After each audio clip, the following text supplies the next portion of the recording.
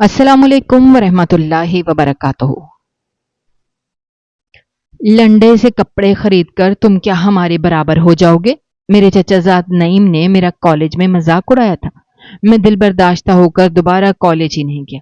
मेरा बाप गरीब लोहार था जो सारा दिन आग की भट्टी के सामने तपता रहता। मैंने प्राइवेट इम्तहान की तैयारी की और दिन में रंग करने वालों के साथ ठेके पर काम करने लग गया। 4 साल बाद मैं उसी ऑफिस में इंटरव्यू देने गया जहां मैंने रंग का काम किया था। तो चेयरमैन साहब मुझको मेरी डिग्री को हैरत से देखने लगे। मैं घबरा कर उठा और मायूसी से जैसे ही कदम बाहर बढ़ाए उन्होंने फौरन उठकर मुझको गले से लगा लिया। मैं हैरत से उनका मुंह देखने लगा क्योंकि मेरा नाम साजिद है और मेरी जिंदगी की शुरुआत उस गली से हुई जहां कच्चे मकानों की कतार थी, जहां दिन भर धूप में जलती हुई दीवारें शाम को भी गर्मी छोड़ती थीं, जहां गुर्बत हमारी हर सांस के साथ जुड़ी हुई थी। मेरे बूढ़े बाप ने जिंदगी की दोपहरें ईंटें उठाते हुए गुजार दी और शामें हाथों में छाले लिए सड़क किनारे बैठकर सांसें बहाल करने में गुजार दी। उनके झुके हुए कंधों पर हम सबका बोझ था। मैं खुद भी कभी मजदूरी करता तो कभी किसी होटल में बर्तन धो लेता, कभी गोदाम से बोरियां उठाता और कभी किसी के सामान की ढलाई करता। मेरी शक्ल अच्छी थी और कद भी निकल गया था, तो लोग मुझसे जल्दी काम करवाते और मुआवजा भी अच्छा दे देते थे। इसी मेहनत के सहारे मैंने एफए तक पढ़ाई मुकम्मल की, लेकिन ये सफर इतना आसान नहीं था। हर दिन एक नई आजमाइश, हर रात एक नई फिक्र, लेकिन अंदर कहीं एक आग थी जो बुझने नहीं देती थी कि मुझे आगे जाना है। मैंने मेहनत की, मुसलसल की और किसी से शिकवा शिकायत नहीं की। बस दिल में एक दुआ थी कि खुदा मेरे बाप का बोझ कम कर दे। आज हमारी कॉलेज की अलविदाई तकरीब थी और मैं चाहता था कि उस दिन अच्छा लगूं, लेकिन अलमारी में पहनने को सिर्फ वही पुरानी कमीज थी जो मैं हर दूसरे तीसरे मौके पर पहन चुका था। दिल में कुछ उदासी सी थी और मैं सोच रहा था शायद मुझे नहीं जाना चाहिए। तभी बाबा ने मुझे आवाज दी और कहा, बेटा क्यों नहीं जाना? बाकी सब तो जा रहे हैं, तुम क्यों नहीं जा रहे? मैंने बहाना बनाया कि तबीयत कुछ ठीक नहीं है। तो बाबा समझ गए और कहने लगे, ये झूठ है, बात कुछ और है, बता क्या मसला है? मैंने नजर झुकाते हुए कहा कि मेरे पास पहनने को अच्छे कपड़े नहीं हैं, मैं उन सबके दरमियान जाके शर्मिंदा नहीं होना चाहता। बाबा ने हंसते हुए कहा, अरे पीछे लंडे की दुकान है, वहां जाके देखो, आजकल तो बहुत अच्छे कपड़े आ गए हैं, वहां जाके कुछ देख लो, कुछ ना कुछ अच्छा मिल ही जाएगा। उनके लहजे में तसल्ली थी, हौसला था। मैंने सर हिला दिया और निकल पड़ा। 2 घंटे लगे मुझे ढूंढते ढूंढते, कपड़े के ढेर खंगालते, एक एक शर्ट को खोल के देखते कि कहीं कोई दाग ना हो, कोई सिलाई खराब ना हो। और फिर आखिरकार मुझे एक नीली शर्ट और काला पैंट ऐसा मिला जो मेरे साइज का भी था और पहनने के बाद मुझे अच्छा भी लग रहा था। मैंने सोचा कि चलो इसी में चला जाता हूँ और जिंदगी के इस लम्हे को जी लेता हूँ, क्योंकि पता नहीं अगली बार ऐसा मौका मिलेगा भी या नहीं। मैंने कपड़े तब्दील किए, बाल सवारे और कॉलेज के लिए निकल पड़ा। तकरीब की रौनक देखकर दिल खुश हो गया। सब दोस्त खुश थे, कोई तस्वीर ले रहा था, कोई गले मिल रहा था, कोई खुशी से चीख रहा था। मुझे लगा मैं इन सब का हिस्सा हूं। मैं भी हंस रहा था, बातें कर रहा था और अंदर से दुआ कर रहा था कि ये लम्हे हमेशा के लिए रुक जाएं। इसी कॉलेज में मेरा एक चचाजाद कजन भी पढ़ता था, नईम, जिसे मेरे साथ हमेशा से एक अजीब सा मुकाबला रहा है। उसकी माँ हर वक्त यही जताती थी कि मेरा बेटा तो लाखों में एक है, उसने ये किया, वो आगे निकल गया, और साजिद क्या है, बस एक मजदूर का बेटा। लेकिन हकीकत ये थी कि नईम खुद मेरे जितना भी मेहनती ना था और न ही वो इतना समझदार था जितना लोग उसे समझते थे। बस उसके बाप की सरकारी नौकरी थी और घर में रिश्वत के पैसों की रेल पेल थी, तो हर चीज आसान थी उसके लिए। मैंने कभी इन बातों को दिल से नहीं लगाया क्योंकि मुझे मालूम था कि मेरी असल ताकत मेरी मेहनत है। और उस दिन मैं उसी मेहनत की खुशबू के साथ तकरीब में खड़ा था, लोगों के बीच उनकी तरह मुस्कुरा रहा था, दिल में एक शुक्र के जज्बे के साथ जिंदगी को देख रहा था। जब नईम ने ये देखा कि मैं खुश हूं और मैं भी इंजॉय कर रहा हूं, तो शायद उसको ये सब बर्दाश्त नहीं हुआ, کیونکہ اس کی نظروں میں صرف ایک مزدور کا بیٹا تھا جس کو کبھی بھی خوش نہیں ہونا چاہیے تھا۔ شاید وہ یہ چاہتا تھا کہ میں ہمیشہ نیچی نظروں سے دیکھوں، ہمیشہ اپنے آپ کو کمتر سمجھوں، لیکن اس دن میں سب کچھ بھول کر بس ایک عام سا طالب علم بن کر وہاں موجود تھا۔ میرے چہرے پر مسکراہٹ تھی، میرے دل میں شکر تھا، میرے قدم تھرکنے کو تیار تھے، کیونکہ زندگی کے سب سے اہم دنوں میں سے ایک دن تھا۔ لیکن اس نے وہ سب لمحے مجھ سے چھین لیے۔ وہ آہستہ آہستہ اپنے دو دوستوں کے ساتھ اس جگہ پر آیا جہاں پر ہم سب بیٹھے ہوئے تھے، اور وہ اپنی آواز کو بلند کرتا ہوا بولا کہ تم بھی آئے ہو یہاں۔ مجھے اس کی آواز سن کے سمجھ آ گئی تھی کہ کچھ غلط ہونے والا ہے۔ پھر میں نے پھر بھی ہمت کر کے کہا کہ ہاں آیا ہوں، کیوں نہ آتا، آخر میرا بھی تو کالج ہے، میں نے بھی تو یہیں سے پڑھا ہے۔ وہ ایک مصنوعی ہنسی کے ساتھ کہنے لگا، تم نے پڑھائی کیسی کی ہے یہ تو اللہ ہی جانے، مجھے تو لگتا ہے کہ تم نے بھیک مانگ کے ہی اپنی فیس جمع کرائی ہے۔ اور پھر اس نے اپنی انگلی میری شرٹ کی طرف بڑھاتے ہوئے کہا، یہ شرٹ دیکھو دوستو، یہ تو صاف لنڈے کی خوشبو دے رہی ہے، شاید اسی ہفتے آئی ہے، لنڈے کی تازہ کھیپ، اور یہ لڑکا پہنا ہوا آیا ہے۔ اور پھر اس نے کہکہا لگایا جس میں اس کے دونوں دوست بھی شامل ہو گئے۔ اس کے ان الفاظ نے جیسے میرے اندر کا سارا سکون چھین لیا تھا۔ میرے آس پاس بیٹھے چند لڑکوں نے پہلے تو مجھے دیکھا، پھر ایک نے ہنس کر کہا، واقعی لنڈے والی لگ رہی ہے۔ دوسرے نے تو شرارت سے کہا، بھائی اتار کے دو، ہمیں بھی پہننی ہے۔ سب کے سامنے اس تذلیل نے مجھے اندر سے توڑ کے رکھ دیا۔ میرے ہاتھ ٹھنڈے ہو گئے، میرے قدم جیسے زمین میں دھنس گئے تھے۔ مجھے لگا میرا وجود ختم ہو رہا ہے، جیسے میں وہی بچہ بن گیا ہوں جو گلی کے کونے پہ بیٹھا ہوا ہے اور سب اسے انگلیاں دکھا کر ہنستے ہیں۔ مجھے ایسا لگا جیسے میرے چہرے سے ساری روشنی چھین لی گئی ہے۔ میں ایک لمحے کے لیے سب کو دیکھتا رہا، پھر بغیر کچھ کہے وہاں سے واپس آ گیا۔ میری آنکھیں راستے میں ہی بھر آئی تھیں، لیکن میں نے کوشش کی کہ کوئی مجھے روتے ہوئے نہ دیکھے۔ جب گھر پہنچا تو بابا مجھے اس حالت میں دیکھ کر حیران رہ گئے، کہنے لگے، اچھا بھلا خوش ہو کے گیا تھا، تجھے کیا ہو گیا؟ میں نے ان سے کچھ نہ کہا، صرف کمرے میں جا کر لیٹ گیا۔ میں نے کئی دنوں تک خود کو کمرے میں بند کر لیا، باہر نہیں نکلا، نہ کسی سے بات کی، نہ کچھ کھایا پیا۔ بار بار ابا آ کر پوچھتے کہ کیا ہوا ہے، میں صرف سر ہلا کر ان کو ٹال دیتا۔ ایک دن وہ میرے پاس بیٹھ گئے، کہنے لگے، بیٹا اگر کام نہیں کرنا تو نہ کر، لیکن کھانا تو کھا لے، کچھ دنوں سے دیکھ رہا ہوں کہ تو کچھ کھاتا نہیں ہے، کیا بات ہے مجھے بتا دے تاکہ میں بھی کچھ کر سکوں۔ تو آگے کیا کرنا چاہتا ہے؟ میں نے آہستہ سے کہا کہ کچھ نہیں کرنا بابا، کچھ بھی نہیں، کیونکہ آگے پڑھنا ہوتا تو اسی کالج میں پڑھتا جہاں میری پہلے ہی تذلیل ہو چکی ہے، اور وہاں اب واپس جا نہیں سکتا، اور کسی نئے کالج میں داخلہ لینا ممکن نہیں، کیونکہ ہمارے پاس وہ پیسے نہیں ہیں جو نئے کالج کی داخلہ فیسیں پوری کر سکیں۔ بابا میری بات سن کر خاموش ہو گئے، شاید ان کو میری بات سمجھ آ گئی تھی۔ وہ میرے بالوں میں ہاتھ پھیر کر چلے گئے اور میں کمرے کے اندھیرے کی طرف منہ کر کے لیٹا رہا۔ کئی دن گزر گئے اور میں وہی سوچتا رہا کہ نعیم نے صرف مذاق کیا تھا یا اس کے الفاظ میں کوئی دشمنی بھی چھپی تھی، لیکن جو بھی تھا اس کے لفظوں نے میرے حوصلے کو ختم کر دیا تھا۔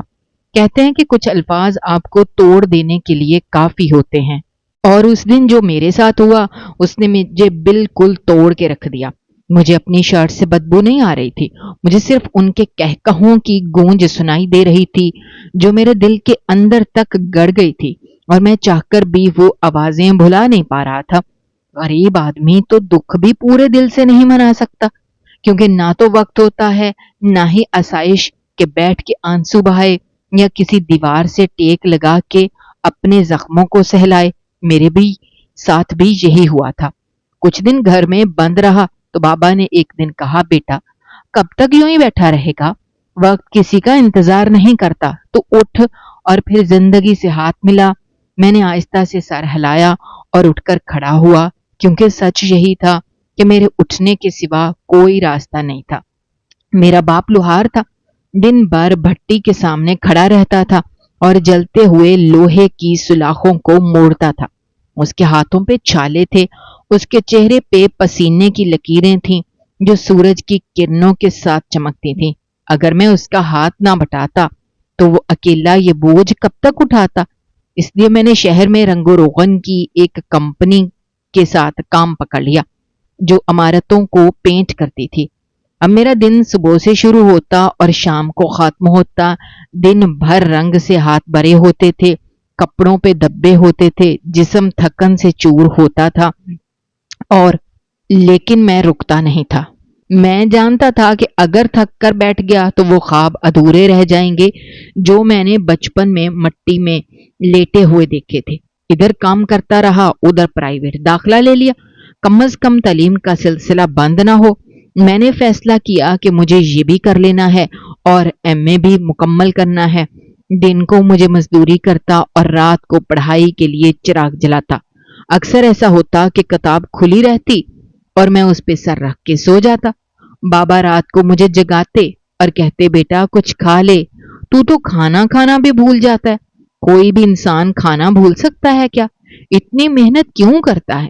میں ان کے چہرے پر جھریاں دیکھتا، ان کے ہاتھوں کے زخموں کو محسوس کرتا اور کہتا کہ بابا آپ نے ساری زندگی مزدوری کی ہے، لیکن اب نہیں، کم از کم آپ کی زندگی کا آخری حصہ سکون سے گزرے، اسی کے لیے محنت کرتا ہوں۔ بابا ہنستے تھے، کہتے تھے میری زندگی تو گزر ہی رہی ہے، تم اپنے بارے میں سوچو۔ لیکن میں جانتا تھا کہ ان کی زندگی میری زندگی سے جڑی ہے۔ میرے دن اور رات ایسے ہی گزر رہے تھے، ایک طرف مزدوری تھی، دوسری طرف پڑھائی تھی، اور درمیان میں صرف ایک امید تھی کہ ایک دن کچھ بہتر ہوگا۔ لیکن جب مجھے پتا چلا کہ میرے ساتھ پڑھنے والے لڑکے اب بھی کالج جاتے ہیں اور انہوں نے اگلی کلاسوں میں داخلہ لے لیا ہے تو میرا دل بہت دکھی ہوا۔ مجھے ایسا لگا جیسے میں پیچھے رہ گیا ہوں۔ مجھے ٹینشن ہونے لگی تھی، دل بوجھل ہو جاتا تھا اور میں کسی سے بات نہیں کرتا تھا۔ کبھی کبھی دل کرتا تھا کہ سب کچھ چھوڑ دوں، لیکن پھر بابا کی آنکھیں یاد آتی اور میں خود کو سنبھال لیتا۔ وقت گزرتا گیا اور اسی محنت کے ساتھ 4 سال گزر گئے اور میں نے پرائیویٹ طور پر اپنی تعلیم مکمل کر لی، یہ بھی مکمل کر لیا اور ایم اے بھی کر لیا۔ اب میں چاہتا تھا کہ مقابلے کے امتحان کی تیاری کروں۔ میرے دل میں ایک خواہش جاگی کہ شاید میں بھی ان لوگوں میں شامل ہو جاؤں جن کو لوگ افسر کہہ کر بلاتے ہیں، جن کی بات کو سنا جاتا ہے، جن کے ماں باپ فخر سے کہتے ہیں کہ یہ ہمارا بیٹا ہے۔ میں نے بابا سے ذکر کیا تو وہ کچھ دیر خاموش رہے، پھر بولے، ہاں میں نے سنا ہے، میرے ایک دوست کا بیٹا بھی دیتا ہے۔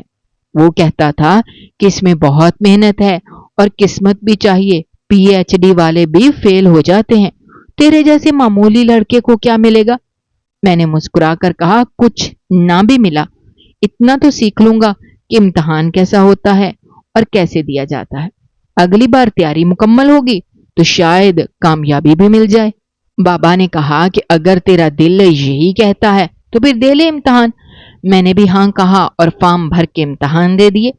کہنے کو تو میں نے مقابلے کا امتحان بھی دیا ہوا تھا، لیکن ابھی اس کا رزلٹ نہیں آیا تھا، اس لیے میں اس کو اپنے ڈگریوں میں گنتا نہیں تھا۔ اگر کوئی مجھ سے پوچھتا کہ بیٹا کتنی پڑھائی کی ہے تو میں بتاتا کہ میں نے ایم اے مکمل کر لیا ہے، جو کہ میرے محلے میں ایک بڑی کامیابی سمجھی جا رہی تھی، اور کچھ لوگ مجھے دیکھ کر رشک بھی کرتے تھے کہ ساجد نے مزدوری کے ساتھ پڑھائی بھی مکمل کی ہے۔ لیکن حقیقت یہ تھی کہ میرے پاس کوئی نوکری نہیں تھی اور میں دن رات اسی فکر میں رہتا تھا کہ آخر میں کیا بنوں گا، کیونکہ جس ملک میں رہتا تھا وہاں ڈگری سے زیادہ اہم سفارش تھی اور تعلیم سے زیادہ زور رشوت پر چلتا تھا۔ میں جب بھی کہیں نوکری کے لیے جاتا تو وہ لوگ میرا سی وی دیکھ کے پہلے مسکراتے، پھر پوچھتے تھے کہ کسی کی سفارش ہے یا کوئی جان پہچان والا ہے، اور جب میں انکار کرتا تو ان کے لہجے کی گرم جوشی سرد ہو جاتی تھی اور ان کا انداز ایسا ہوتا تھا جیسے میں وقت ضائع کر رہا ہوں۔ کچھ لوگ تو اور بھی آگے نکل گئے اور صاف صاف کہہ دیا کہ اگر نوکری چاہیے تو 50,000 دے دو، سیٹ تمہاری ہے۔ ان کی باتیں سن کے میرا دل بیٹھ جاتا تھا۔ میں سوچتا تھا کہ جس کے پاس پیسے ہی نہیں ہیں وہ کہاں سے دے گا، اور جس نے یہ پیسے جمع کرنے ہیں وہ نوکری کے بغیر کیسے کرے گا؟ بابا سے بات کرتا تو وہ صرف اتنا کہتے کہ بیٹا اس ملک میں ایم اے کر کے بھی لوگ چپڑاسی بنے ہوئے ہیں، اب تو خود ہی سوچ لے کہ تیرا کیا بنے گا۔ میں خاموش ہو جاتا تھا کیونکہ میرے پاس اس سوال کا کوئی جواب نہیں ہوتا تھا۔ لیکن پھر ایک دن میں بیٹھا ہوا سوچ رہا تھا کہ اگر سب دروازے بند ہیں تو کیا میرے پاس کوئی بھی راستہ نہیں؟ میں نے اپنی ہی پرانی مزدوری والی جگہ کو یاد کیا جہاں میں رنگ کرنے والی کمپنی کے ساتھ ٹھیکے پر کام کرتا تھا۔ میں نے سوچا کیوں نہ وہاں جا کے پوچھوں کہ شاید کچھ ہو جائے۔ جب میں وہاں پہنچا تو پتا چلا ان کو ایک نئے سپروائزر کی ضرورت ہے، اور یہ بات سن کے مجھے لگا جیسے خدا نے میرے دل کی آواز سن لی ہے۔ لیکن سپروائزر کا کام اتنا آسان بھی نہیں تھا۔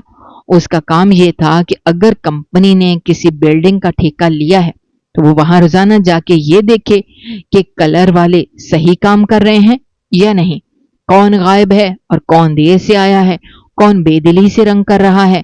سپروائزر کو بھی مزدوروں کی طرح صبح سے شام تک وہیں موجود رہنا ہوتا تھا اور سب کو ہدایت دینا ہوتی تھی، اور اس کے بدلے میں جو تنخواہ ملتی تھی وہ بھی کوئی خاص نہیں تھی، یعنی صرف اتنا ہی تھا کہ گزارا ہو سکے۔ لیکن پھر بھی مجھے لگا کہ اگر میں فارغ رہنے کے بجائے یہ کام کر لوں تو کم از کم بابا کی مزدوری تھوڑی کم ہو جائے گی اور میرے لیے کچھ تجربہ بھی بن جائے گا۔ مجھے یاد آیا کہ جو پچھلا سپروائزر تھا وہ تو صرف ایف اے پاس تھا اور اس نے کئی سال وہاں کام کیا، لیکن اب انہوں نے اخبار میں اشتہار دیا تھا کہ ہمیں ایک ایم اے پاس سپروائزر چاہیے۔ مجھے لگا یہ موقع میرے لیے ہو سکتا ہے۔ میں نے سوچا کہ جب میں ان کے سامنے جاؤں گا تو وہ مجھے پہچان جائیں گے، کیونکہ میں نے ان کی کئی بلڈنگز میں مزدوری کی ہے اور ان کے کام کا طریقہ بھی جانتا ہوں۔ میں صبح جلدی اٹھ کر تیار ہوا، اپنی سادہ سی شلوار قمیض پہنی اور فائل ہاتھ میں لے کے انٹرویو کی جگہ پہنچا۔ وہاں جب میں داخل ہوا تو مجھے پتا چلا کہ میں اکیلا نہیں ہوں اور کئی لڑکے پہلے سے لائن میں کھڑے ہیں۔ میں بھی ان کے ساتھ لائن میں کھڑا ہو گیا اور انتظار کرنے لگا۔ اندر سے میری خواہش تھی کہ وہ مجھے دیکھتے ہی پہچان جائیں گے، شاید کہیں گے ساجد تو وہی لڑکا ہے جو پہلے ہمارے ساتھ مزدوری کرتا تھا۔ لیکن ایسا کچھ نہیں ہوا۔ میری باری آئی، میں ان کے سامنے جا کے بیٹھ گیا۔ میرے ہاتھ میں وہ فائل تھی جس میں سارے ڈاکومنٹس تھے۔ میں نے وہ فائل ان کے سامنے میز پر رکھ دی اور بیٹھ گیا۔ وہ فائل دیکھنے لگے اور میں دل ہی دل میں دعا کرنے لگا کہ خدا کرے انہیں میری تعلیم پسند آ جائے اور وہ مجھے یہ نوکری دے دیں۔ لیکن میرے لیے حیرت کی بات یہ تھی کہ انہوں نے فائل کو ایک طرف رکھ دیا اور آج کا اخبار کھول کے پڑھنے لگے۔ ان کے اس رویے سے میرے دل میں ایک ٹھنڈا سا احساس ہونے لگا۔ میں ان کے چہرے کو دیکھ رہا تھا اور وہ ایک دوسرے کے کانوں میں کچھ باتیں کر رہے تھے، اور ان کے چہروں سے مجھے کوئی امید کی کرن دکھائی نہیں دے رہی تھی، اور میں سوچنے لگا شاید میری قسمت میں یہ نوکری بھی نہیں ہے۔ وہ دوسرے کے کان میں کچھ سرگوشیاں کر رہے تھے اور ان کے چہروں پر وہ مخصوص ہنسی تھی جو کسی کو حقیر سمجھنے والے لوگ رکھتے ہیں۔ میں اندر گیا تو کسی نے میری طرف صحیح طریقے سے دیکھا بھی نہیں، جیسے میں وہاں موجود ہی نہیں ہوں۔ ان کے انداز سے مجھے اندازہ ہونے لگا تھا کہ شاید وہ میرے کپڑوں پر بات کر رہے تھے۔ میرے جوتے پرانی حالت میں تھے، قمیض شاید زیادہ پرانی نہیں تھی لیکن استری نہ ہونے کی وجہ سے وہ سکڑی ہوئی لگ رہی تھی۔ پتلون پر بھی پرانی گرد جمع ہوا تھا۔ مجھے اسی بات سے سب سے زیادہ نفرت تھی جب لوگ کسی کی ظاہری حالت کو دیکھ کر اس کی اوقات کا اندازہ لگاتے ہیں، جیسے غربت کوئی گناہ ہو، جیسے محنتی ہونا کوئی جرم ہو۔ میں وہاں کچھ دیر بیٹھا رہا لیکن انہوں نے میری طرف کوئی خاص توجہ نہ دی، تو میں نے کہا کہ میں چاہتا ہوں۔ میں اٹھ کے جانے لگا اور دروازے تک پہنچ گیا، تبھی کسی نے آواز دی، مسٹر ساجد ذرا ادھر آئیں۔ میں چونک گیا کہ شاید میرا انٹرویو اب شروع ہونے والا ہے۔ میں واپس پلٹا تو جو صاحب کرسی کے سب سے آگے بیٹھے تھے اور جن کے بارے میں مجھے بتایا گیا تھا کہ وہ اس کمپنی کے مالک ہیں، وہ اٹھ کر میری طرف آئے اور اچانک مجھے گلے سے لگا لیا۔ میں تو بالکل ہکا بکا رہ گیا۔ دل میں ہزار سوال اٹھنے لگے کہ یہ کیا ہو رہا ہے۔ وہ جو مالک تھا جو اکثر بہت روبدار نظر آتا تھا، وہ آج مجھے گلے کیوں لگا رہا ہے؟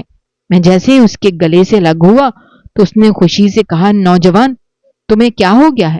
تم ہمارے سپروائزر کی نوکری کے لیے آئے ہو، ہم تو اب تمہارے پاس آئیں گے دستخط کروانے کے لیے، تم تو اب افسر ہو گئے ہو، تم نے آج کا اخبار نہیں دیکھا؟ میں حیرانی سے بولا کہ نہیں، میں نے تو نہیں دیکھا۔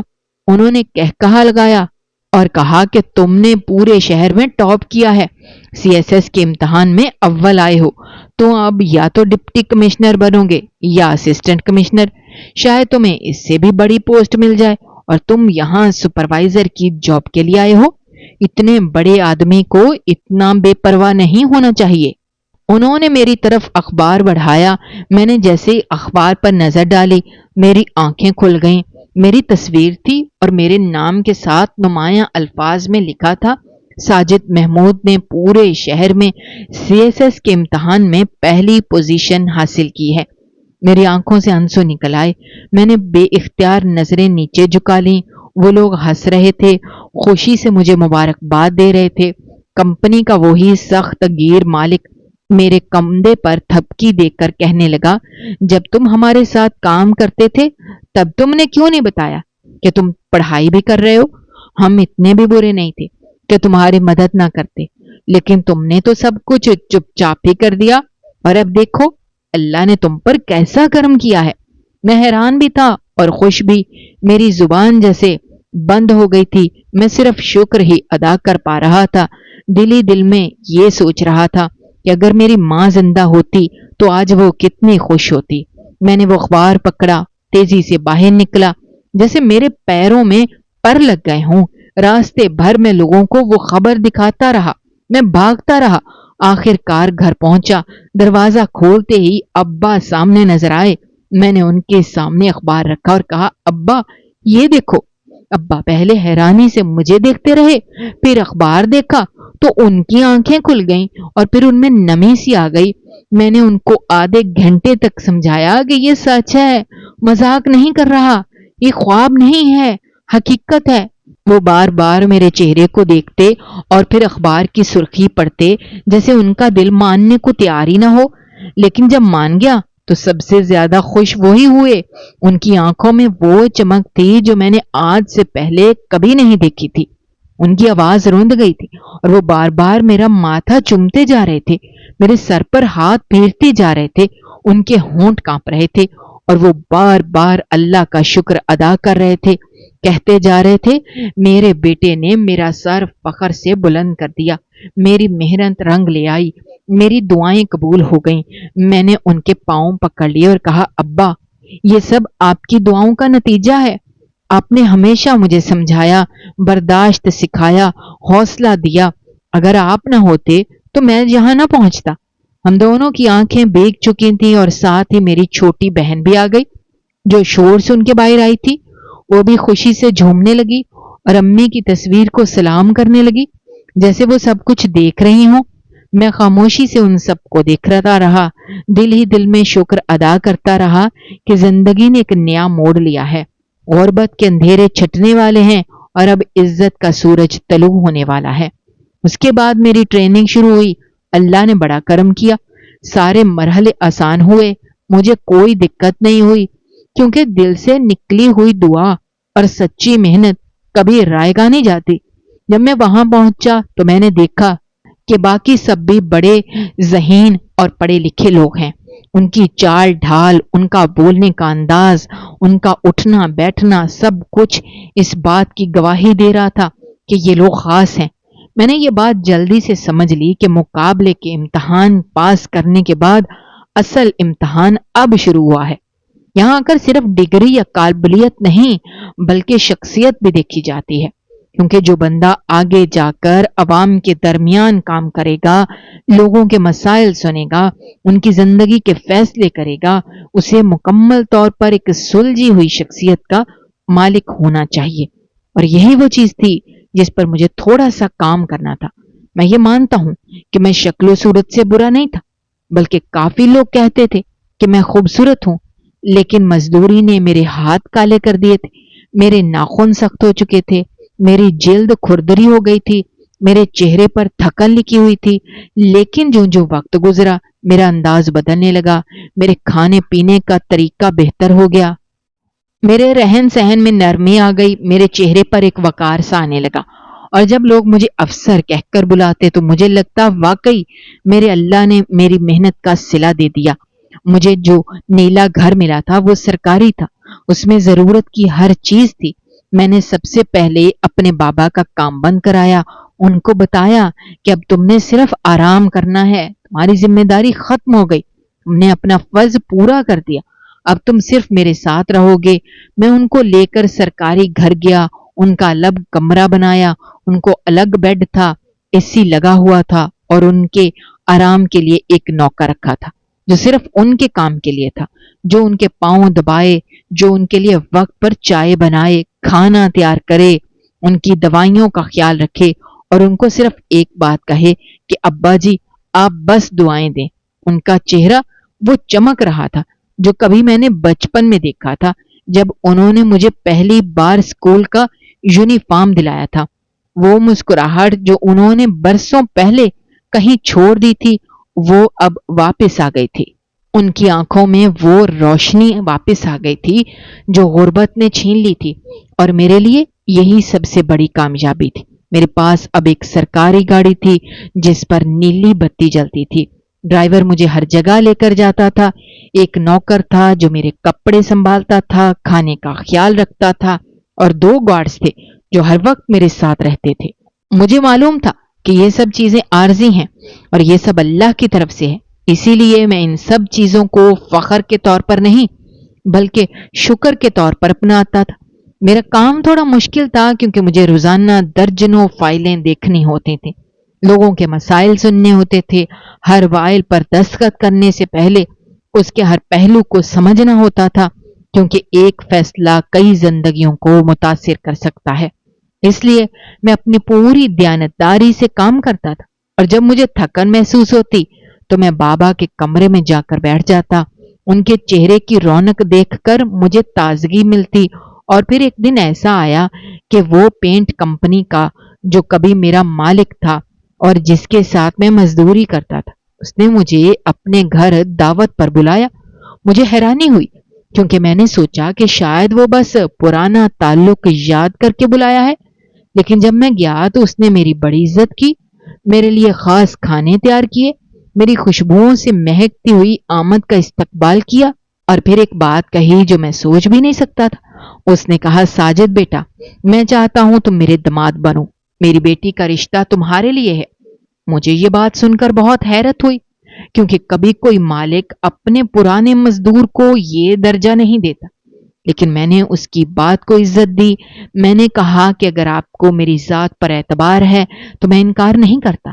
میں نے بغیر لڑکی کو دیکھے ہی ہاں کر دی، اور جب کچھ دن بعد رشتہ طے ہوا میں نے اپنی منگیتر کو دیکھا تو وہ واقعی بہت خوبصورت اور سلجھی ہوئی لڑکی تھی۔ اس نے میری زندگی کو مزید آسان بنا دیا۔ میں نے محسوس کیا کہ اللہ تعالیٰ جب دیتا ہے تو بے حساب دیتا ہے، وہ صرف رزق ہی نہیں دیتا بلکہ عزت دیتا ہے، سکون دیتا ہے، اور اچھے لوگ بھی دیتا ہے۔ پھر ایک دن میں اپنے دفتر میں بیٹھا تھا اپنے روزمرہ کے کاموں میں مصروف کہ اچانک مجھے اطلاع دی گئی کہ کوئی نعیم نامی شخص آپ سے ملنے آیا ہے۔ پہلے تو میں نے سوچا کہ یہ کون ہو سکتا ہے، لیکن جب وہ میرے کمرے میں داخل ہوا تو میں چونک گیا۔ یہ تو وہی نعیم تھا جو کبھی میرا کزن تھا اور جس نے میرے ساتھ بہت برا کیا تھا، وہ جس نے سب کے سامنے میرا مذاق بنایا تھا، میری تذلیل کی تھی، وہ آج میرے سامنے عاجزی سے کھڑا تھا۔ اس کے چہرے پر پریشانی صاف دکھائی دے رہی تھی۔ وہ کہنے لگا یار ساجد مجھے معاف کر دو، مجھے ایک بڑی پریشانی لاحق ہے۔ میں نے کچھ لوگوں کے ساتھ کاروبار کیا اور وہ میرے ساتھ دھوکا کر گئے، اب میں قرض میں ڈوبا جا رہا ہوں۔ اگر تم نے میری مدد نہ کی تو شاید میں اپنی زندگی کو ختم کر لوں گا۔ یہ سن کر میرے دل میں ایک لمحے کے لیے غصہ آیا کہ یہ وہی شخص ہے جو مجھے لنڈے کے کپڑوں کی بدبو کا تانا دیتا تھا، لیکن اگلے لمحے میں نے سوچا اللہ نے مجھے اتنا بلند کر دیا ہے کہ اب مجھے ایسے چھوٹے دل نہیں رکھنا چاہیے۔ وہ مجھ سے معافی مانگ رہا تھا اور مدد مانگ رہا تھا، اگر اس کا مسئلہ قانونی ہے اور میں مدد کر سکتا ہوں تو کیوں نہ کروں۔